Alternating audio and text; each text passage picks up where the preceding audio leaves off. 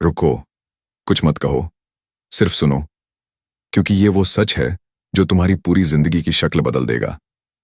तुमने बहुत बार दिल से चाहा होगा किसी को, किसी रिश्ते को, किसी सपने को, पर कभी पूछा खुद से, उसने तुझे दिल से चाहा या सिर्फ इस्तेमाल किया? कभी किसी के लिए सब कुछ लुटा दिया और बदले में क्या मिला? धोखा, उपेक्षा, या फिर वो सन्नाटा जो आत्मा तक को चीर जाता है? अब रुको, क्योंकि अब तुम दिल से नहीं, दिमाग से सुनोगे। चाणक्य कहते हैं, जो भावनाओं से बंधा रहता है वो संसार की हर चाल में फंसता है, और जो बुद्धि से बंधा है वो हर चाल को मात देता है। तुम्हारी सारी तकलीफों की जड़ क्या है जानते हो? तुमने दिल लगाया वहां जहां दिमाग लगाना चाहिए था।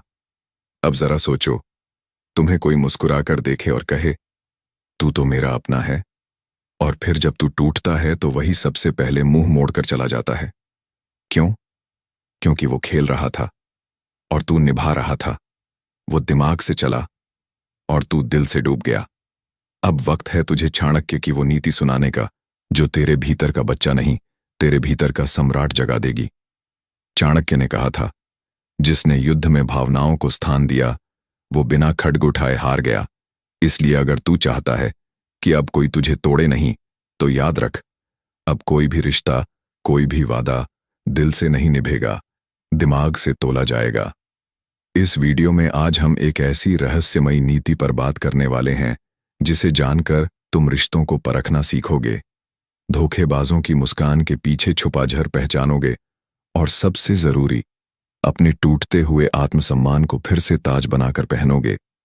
क्योंकि ये चाणक्य नीति है, ये कोई लोरी नहीं जो सुलाए, ये तो एक युद्ध घोष है जो तुम्हें भीतर से झकझोर कर कहे, अब उठ और सोच से जीना सीख।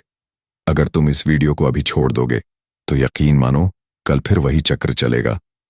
फिर कोई तुझे अपना कहकर इस्तेमाल करेगा, फिर तू टूटेगा और फिर रात को अकेला छत की तरफ देखेगा। पर अगर आज इस वीडियो के अंत तक साथ रहा तो जो सीख मिलेगी वो सिर्फ चाणक्य की नहीं, तेरे जीवन की सबसे बड़ी ताकत बन जाएगी। अब खेल शुरू होता है और इस बार तुझसे कोई नहीं जीतेगा, क्योंकि तू सीखा है चाणक्य से। दिमाग से खेलो, दिल से नहीं। चैप्टर 1, चुप रहो, जीत जाओ। चाणक्य की सबसे घातक नीति।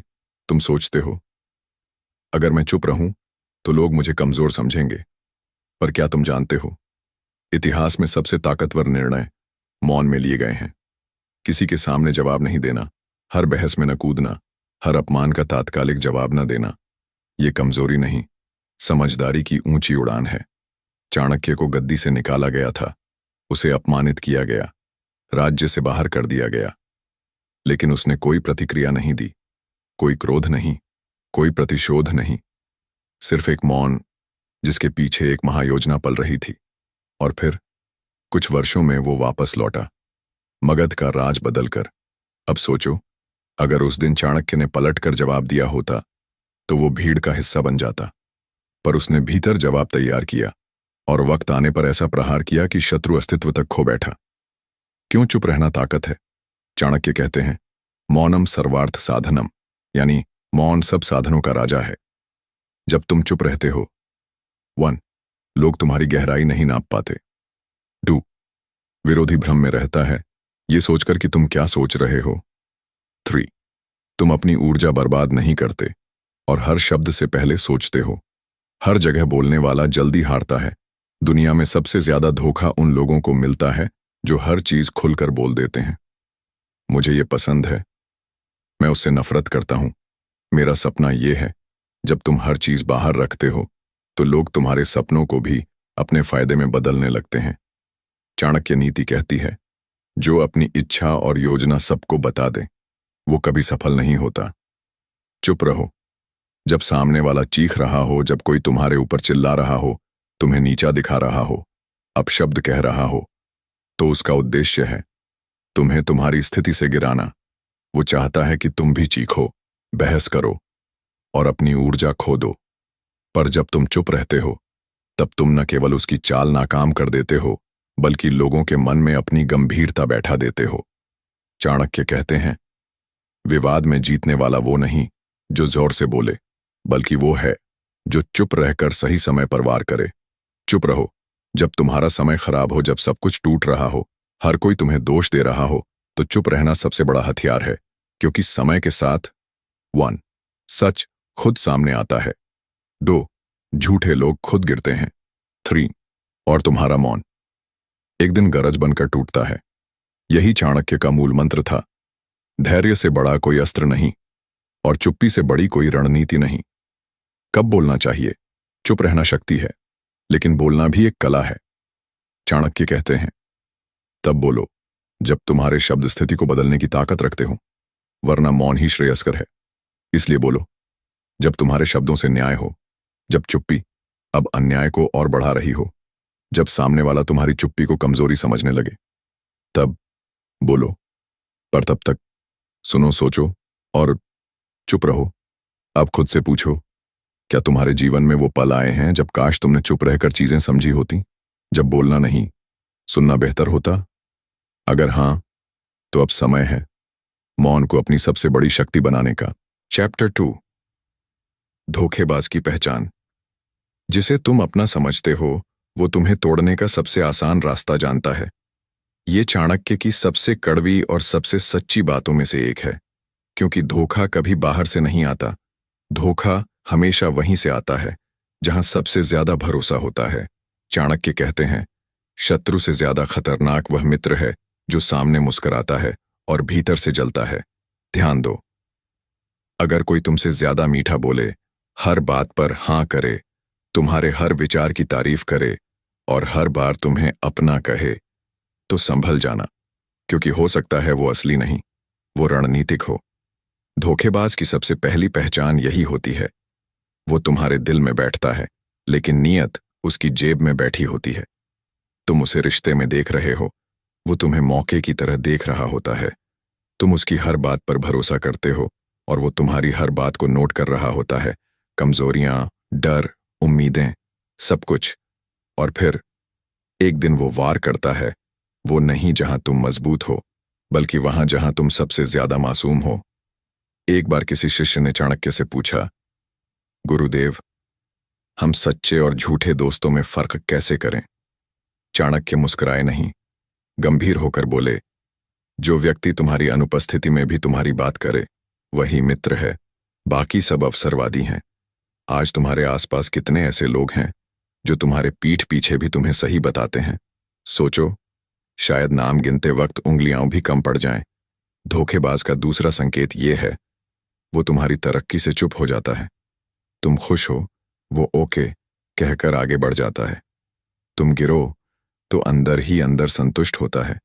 वो दोस्त नहीं होता, वो तो एक ऐसा शिकारी होता है जो जंगल में नहीं, तुम्हारे घर में रहता है। धोखेबाज की तीसरी पहचान, वो तुम्हारे हर राज जानना चाहता है, पर अपना कुछ भी उजागर नहीं करता। वो बहुत मीठा होगा, पर उसके चेहरे से ज्यादा तुम्हें उसकी आंखें देखनी होंगी, क्योंकि चेहरे नकाब बदल सकते हैं, पर आंखें कभी झूठ नहीं बोलती। चाणक्य ने कहा था, सांप और विश्वासघाती मित्र में एक बड़ा फर्क है।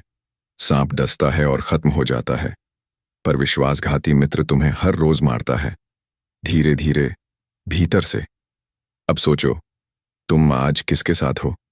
दोस्ती, रिश्तेदारी या प्यार के नाम पर कहीं तुम किसी ऐसे जहरीले रिश्ते में तो नहीं बंधे जो तुम्हें हर रोज काट रहा है और तुम मुस्कुरा रहे हो? अब वो समय आ गया है जब तुम्हें आंखों से नहीं, दिमाग से देखना सीखना होगा।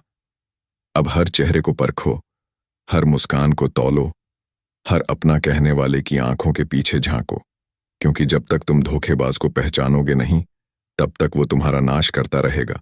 और जब तुम उसे पहचान लोगे, तो फिर वही चाणक्य नीति लागू होगी। दुष्ट को क्षमा करना स्वयं पर अत्याचार करने के समान है। तो अब वक्त है पहला निर्णय लेने का। अपने जीवन के उस चेहरे को याद करो जिसने तुम्हें सबसे गहरा जख्म दिया। अब तय करो, क्या तुम फिर से दिल से सोचोगे या आज से दिमाग से चलना शुरू करोगे? अब तुम उस रास्ते पर चल चुके हो जहां से वापसी नहीं होती। अब बात सिर्फ धोखेबाज को पहचानने की नहीं, बल्कि अब वक्त है चेहरे पढ़ने की कला सीखने का। वो कला जो चाणक्य को बाकियों से अलग बनाती थी, वो नजर जो आदमी के चेहरे से उसका पूरा भविष्य पढ़ लेती थी।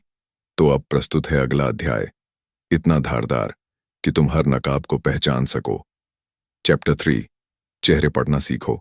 चाणक्य जैसी दृष्टि। एक बार मगध दरबार में एक दरबारी आया, साफ कपड़े, मधुर मुस्कान, सिर झुका हुआ। सबको लगा कि यह बेहद विनम्र, भला और सच्चा आदमी है। पर चाणक्य ने उसे सिर्फ एक बार देखा और सम्राट से कहा, इस आदमी को सत्ता से दूर रखिए, क्योंकि इसकी मुस्कान में वफादारी नहीं, एक बहुत बड़ी चाल छुपी है। कुछ महीनों बाद वही व्यक्ति दरबार को तोड़ने की साजिश में पकड़ा गया। अब सवाल यह है, चाणक्य ने कैसे पहचान लिया? क्या उसके पास कोई जादू था? नहीं, उसके पास थी चेहरे पढ़ने की कला।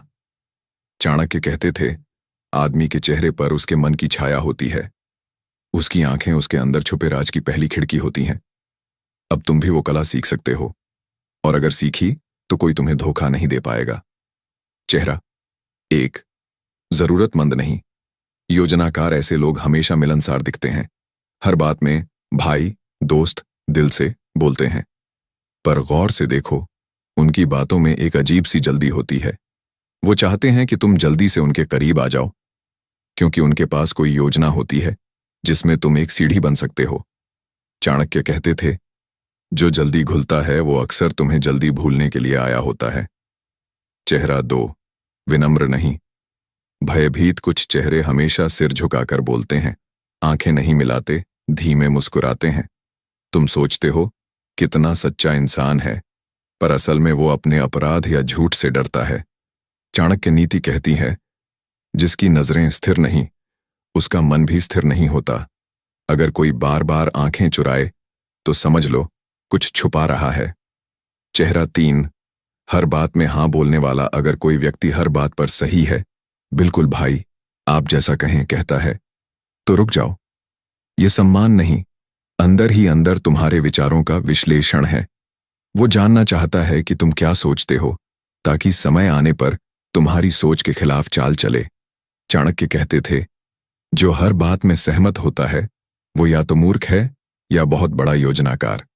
चेहरा 4, मूक दर्शक। वो लोग जो हर जगह चुप रहते हैं, बस सुनते हैं, देखते हैं और कुछ नहीं बोलते। तुम सोचते हो इसे फर्क नहीं पड़ता, पर असल में वो हर चीज का रिकॉर्ड बना रहे होते हैं। क्योंकि जब तू हारेगा, वही लोग कहेंगे, मुझे तो पहले ही पता था। चाणक्य कहते हैं, जो हर समय चुप है वो या तो संत है या सबसे बड़ा गुप्तचर। चेहरे से परे, चाल, भाषा और ध्वनि। चाणक्य सिर्फ चेहरा नहीं पढ़ते थे, आवाज का उतार चढ़ाव, चलने का तरीका, बैठने का ढंग, यहां तक कि हाथ की हरकतें भी पढ़ते थे। कोई अगर बात करते समय बार बार नाक खुजाए, गर्दन झुकाए, होंठ दबाए या गला साफ करे, तो समझो या तो वो असहज है या झूठ बोल रहा है। अब तुम ये सोच रहे होगे, क्या ये सब वाकई सीखा जा सकता है? हाँ, सीखा जा सकता है, और यही चाणक्य नीति का कमाल है। ये तुम्हारे दिमाग को इतना धारदार बनाती है कि तुम इंसान नहीं, उसके इरादे पढ़ने लगते हो। अब खुद से पूछो, कभी किसी की आंखों में झांका है और सोचा हो, ये कुछ छुपा रहा है, पर फिर भी दिल के हाथों मजबूर होकर उस पर भरोसा कर लिया? अब दोबारा वही गलती मत करना, क्योंकि अब तुम्हारे पास वो दृष्टि है जो चाणक्य को महान बनाती है। चैप्टर 4, दुश्मन को बिना लड़े हराओ। कल्पना कीजिए, आपके सामने एक ऐसा दुश्मन है जिसने आपके खिलाफ षड्यंत्र रचा, आपके मित्रों को फोड़ लिया, आपकी छवि को कलंकित किया, और अब वो अंतिम वार की तैयारी में है। आप गुस्से से कांपते हैं, आप सोचते हैं अब आर पार होगा, अब या तो मैं या वो। लेकिन तभी चाणक्य की वाणी कानों में गूंजती है, जो लड़ता है वो हार सकता है, लेकिन जो बिना लड़े जीतता है वही असली विजेता होता है। आप चौंक जाते हैं, बिना लड़े कैसे जीता जा सकता है? तो सुनिए, युद्ध की सबसे खतरनाक रणनीति वही होती है जिसमें दुश्मन को पता भी नहीं चलता कि वो कब और कैसे हार गया। चाणक्य नीति कहती है, अपने क्रोध को तलवार मत बनाओ, उसे रणनीति बनाओ। अपने अपमान को बदला मत बनाओ, उसे अवसर बनाओ। जो इंसान अपनी शक्ति को चिल्लाकर नहीं बल्कि शांति से बरसाता है, वो किसी भी सेनापति से बड़ा योद्धा होता है। अब मैं आपको 3 चाणक्य रहस्य सुनाने जा रहा हूं, जिनसे आप किसी भी दुश्मन को बिना एक शब्द बोले, बिना एक वार किए पराजित कर सकते हैं। पहला रहस्य, दुश्मन की भूख को बढ़ाओ, लेकिन भोजन कभी मत दो। जब कोई व्यक्ति आपको नीचा दिखाने की कोशिश करे, जब कोई आपकी बर्बादी की योजना बनाए, तो सबसे पहले उसे जीत का स्वाद चखाओ। थोड़ा थोड़ा करके उसे ये यकीन दिलाओ कि वो सफल हो रहा है। उसे लगे कि आप हार रहे हो, आप टूट रहे हो, क्योंकि यही वो पल होगा जब वह अहंकार में अंधा हो जाएगा। और फिर ठीक उस समय जब वह अपने आप को विजेता समझे, आप उसे उस ऊंचाई से धक्का दे दो जहां से गिरना सीधा विनाश की ओर ले जाए।